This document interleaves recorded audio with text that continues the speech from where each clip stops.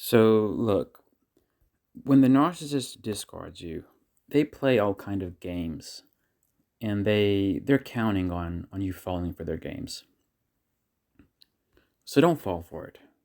You know, once the narcissist is out of the picture, maybe they discarded you or you ended up leaving, just don't fall for it. And they do basically the same thing. Doesn't really matter which narcissist you're dealing with. But there's this pattern. I mean, they're usually after somebody new, for example. And this would typically be visible to you. So you'll be able to see their interactions with this person.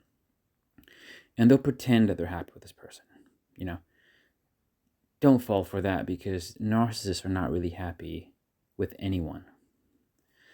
Even though they might pretend they found the one in that person, don't be surprised if they make declarations of love on social media so you can see, traveling to romantic places, maybe even proposing and posting that, things like that. They've really found the one they're going to spend the rest of their life with. Yeah, that's just a bunch of nonsense, but that's something that they do. And also, something else they do is they try to make you believe that they're no longer interested in you. They're no longer interested in your life, that you don't matter to them anymore.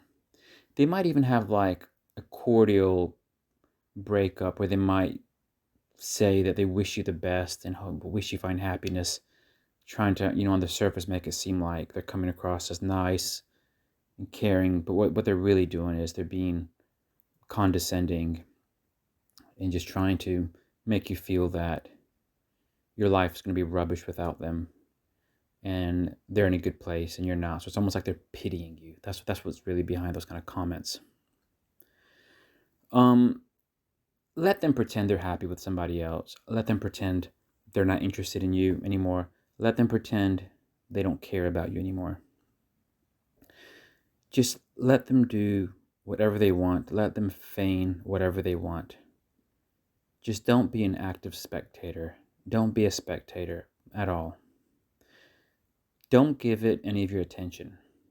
And if you do see something, maybe you see the narcissist and the supply, you know, physically in person, or this for some reason you can't really avoid them, just don't give it any active airtime. Just treat the situation for the uninteresting fact, which it really is, which is that you have somebody who's full of, crap, who doesn't really have any integrity,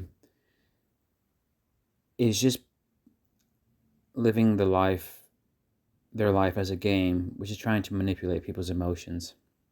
And that's all there is to it. They're trying to get supply from your desperation, from the fact that you're seeing them happy without you. But once you recognize that and you stop feeding the idea of them in your head, the situation soon becomes uninteresting to you. It becomes unimportant. It becomes irrelevant. And then it becomes easier for you to just stay out of the picture, not giving it any emotional feedback. And when the narcissist realizes that they're not really getting any emotional feedback from you because of these manipulations, they're chatting up other people, making it visible, the new special people in their lives, they're making that visible to you. Um, they could have put, they would have put on an Oscar performance of how little they cared about you now. Just don't give any of that any emotional feedback. And if you do that, the narcissist starts drying up. There's their kind of impetus, the source of their own energy starts drying up very quickly once you are no longer engaging, no longer giving any emotional feedback to that. Because they were counting on the supply from your unhappiness, from the emotional releases of you. They were counting on that supplying them, which they then recycle into this, this idealization, the love bombing into the new person. They're recycling the fuel from your misery into impressing this new person. And then the new person love bombs, not really love bombs, but yeah, maybe love bombs them back or just kind of feeds back to the narcissist. They're always stealing people's energy and then manipulating and then getting energy at the other end as well. That's just the way the narcissist rolls.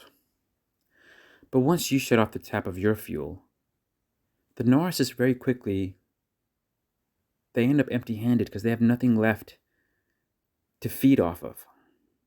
And when they can't fuel themselves, they have nothing left to feed off of. All of a sudden, they can't sustain the charade with this new person. And that new person all of a sudden becomes very uninteresting in their eyes. And then, of course, they think about you again. Thinking about how can they get the fuel from you again. You are one of their, if not their main source. How can they tap into that source again? So sometimes narcissists don't even realize it themselves. Sometimes they don't even realize that once they're gone from your life and onto somebody new, assuming you were somebody who was actually important to them, they don't realize that they're actually dependent on your supply even once they're gone.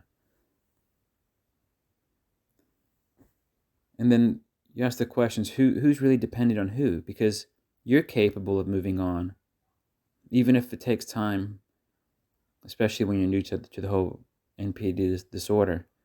But you're capable of moving on and finding a balanced, fulfilling place that's healthy, where you're not dependent on toxic games that keep you going. Whereas they need you.